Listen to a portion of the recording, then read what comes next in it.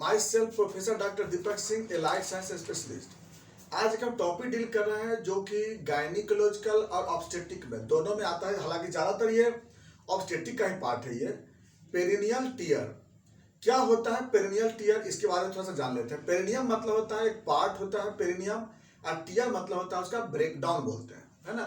अब कैसे होता है ब्रेकडाउन, क्या होती है, आप गौर से देख लेते हैं। देखिए, सबसे पहली बात है, मुझे यह समझते हैं कि ये जैसे फीमेल का लोअर पार्ट की बात करते हैं हम लोग, ये लेटरल पार्ट का फिगर बना रहे हैं।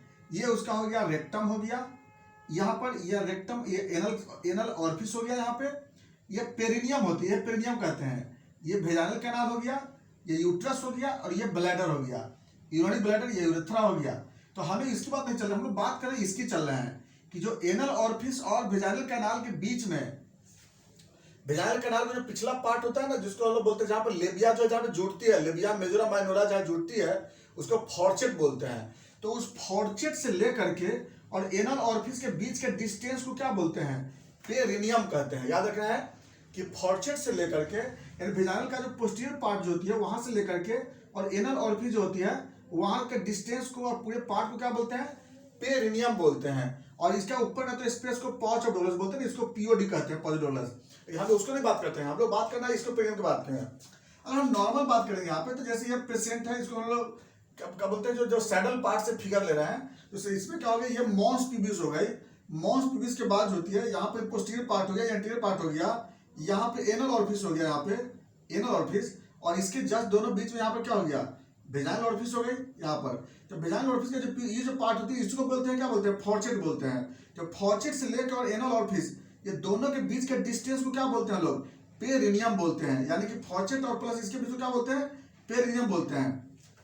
तो अगर किसी कारण से यही पेरिनियम जो होती है यहाँ पर अगर बाय द वे ब्रेकडाउन हो जाती है, यानी कि ये ब्रेक कर जाती है, इसको क्या बोलते हैं हम लोग, यही ब्रेक कर जाता है, इसी को बोलते हैं पेरिनियम टीयर बोलते हैं।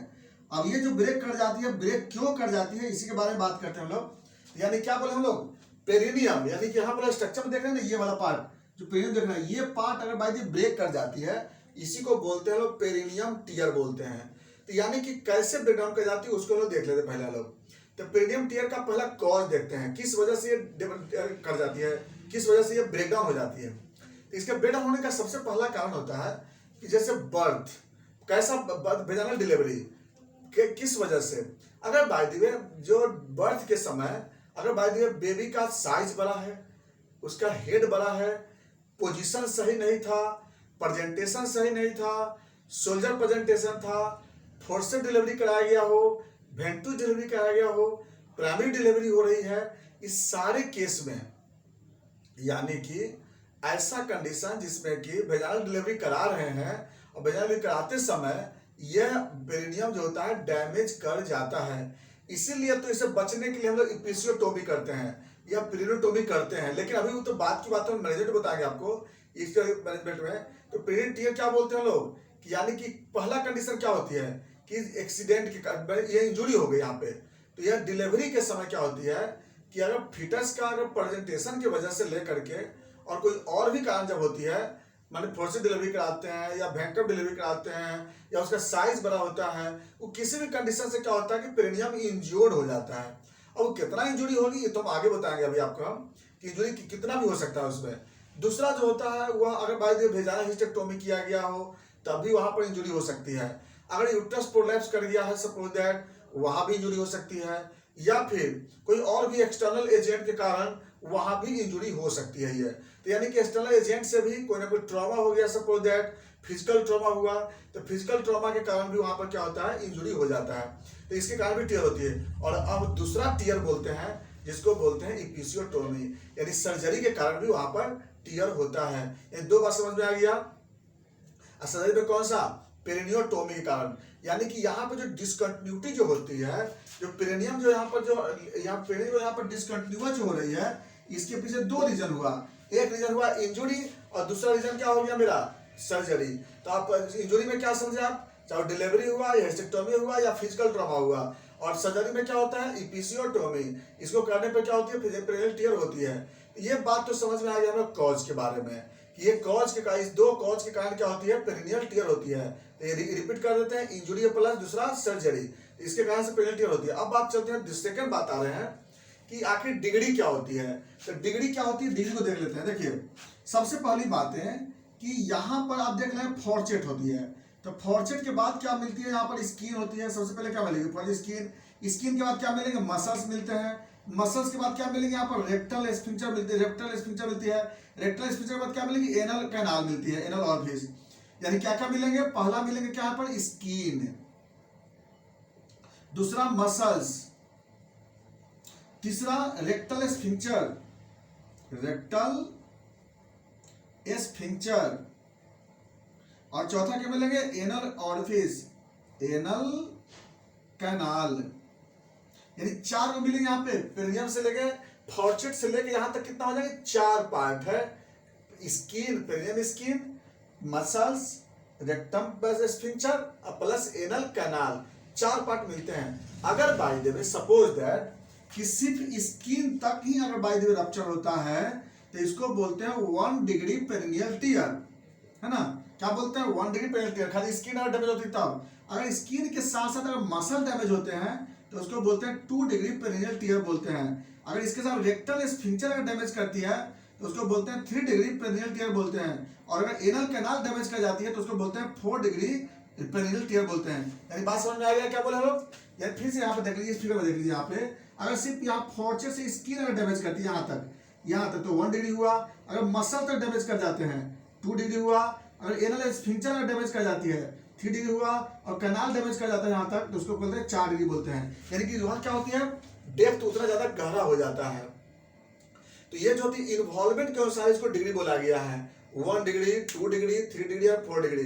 तो अब जो होता है टियर जो होती है वो कहाँ तक जा निर्भर करता है, वह डिपेंड करता है और उस पर डिपेंड करता है उसका क्या कॉम्प्लिकेशन और सिम्टम डिपेंड करती है। तो अब मेरी बात समझिए वाली गौर से, सिर्फ स्किन जो होती है 1 डिग्री जो इंजुरी होती है वो 1 डिग्री जो होती है पेरिनियल टियर, ये सिर्फ इंजुरी में होती है। याद रखिएगा 1 डिग्री पेरिनियल टियर जो होता है स्किन का डिस्कंटिन्यूटी को बोलते हैं, स्किन डिस्कंटिन्यूटी बोलते हैं। ये सब सिर्फ कब होती है, इंजुरी के केस में होती है। जब इंजुरी हुआ, किसी कारण से इंजुरी हो सकती है तो उसके कारण 1 डिग्री होते हैं। 2 डिग्री कब होती है, जब 2 डिग्री बोलते हैं इंजुरी के केस में भी हो सकती है। और 2 डिग्री होता है इपिसियोटोमी। इसलिए इपिसियोटोमी जो होता है वो 2 डिग्री पेरिनियल टियर को बोलते हैं। याद रखना हो तो 2 डिग्री में क्या होती है, यहाँ से लेकर मसाज तक इन्वॉल्व होती है। क्योंकि यहाँ पर लगभग इपिसियोटोमी में क्या करते हैं, 2.5 सेंटीमीटर इसको क्या करते हैं, लोग इंसीज करते हैं। खैर आगे हम लोग और बताते हैं उसमें, और भी उसमें इंसीजन करते हैं हम लोग इसमें।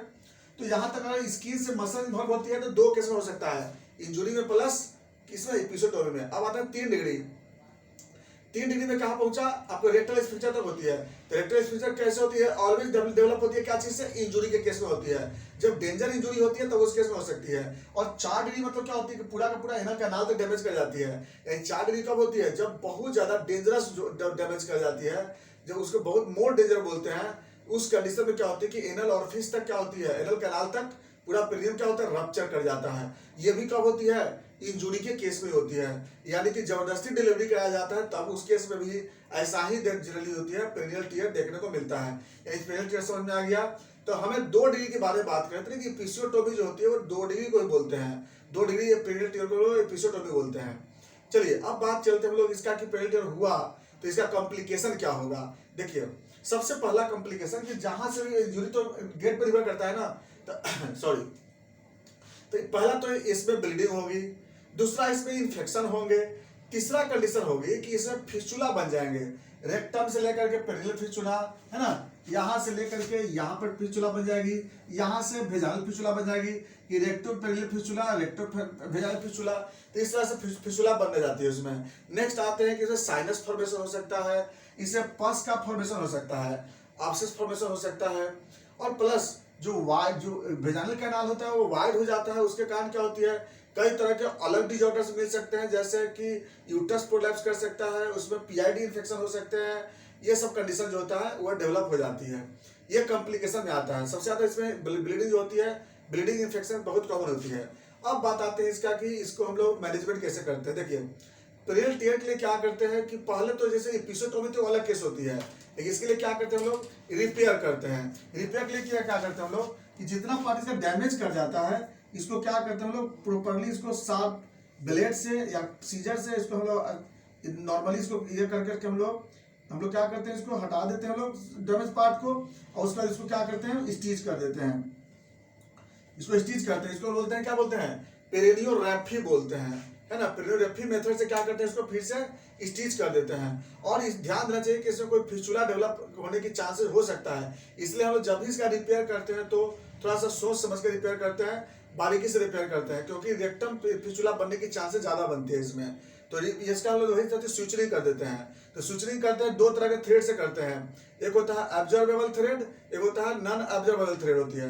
तो ऑब्जर्वेबल थ्रेड जो होती है उसमें क्या होती है, जिसमें कि कैटगट या सीपगट यूज करते हैं, उस थ्रेड से यूज करते हैं, अपने आप क्या होता है 15 दिन में डिजोल्व कर जाता है। और जो नॉन ऑब्जर्वेबल होती है उसमें क्या करते हैं, नायलॉन से यूज करते हैं, जो कि वो अपने को 8वें दिन उसको क्या करना पड़ता है, फिर स्टिच को हटाना पड़ता है। और बाकी मैनेजमेंट क्या करते हैं, किसी भी तरह का इन्फेक्शन से रोकते हैं, वहाँ पे अल्ट्रावायलेट लाइट को एक्सपोज करते हैं, इस तरह से इन्फेक्शन नहीं वहाँ पे, और प्लस वहाँ पे एंटीसेप्टिक क्रीम यूज करते हैं, ये सब इन्फेक्शन से बचाते हैं। ये था मेरा पेरिनियल टियर, बाकी बातें में चलेंगे फिर नेक्स्ट वीडियो में। थैंक्स।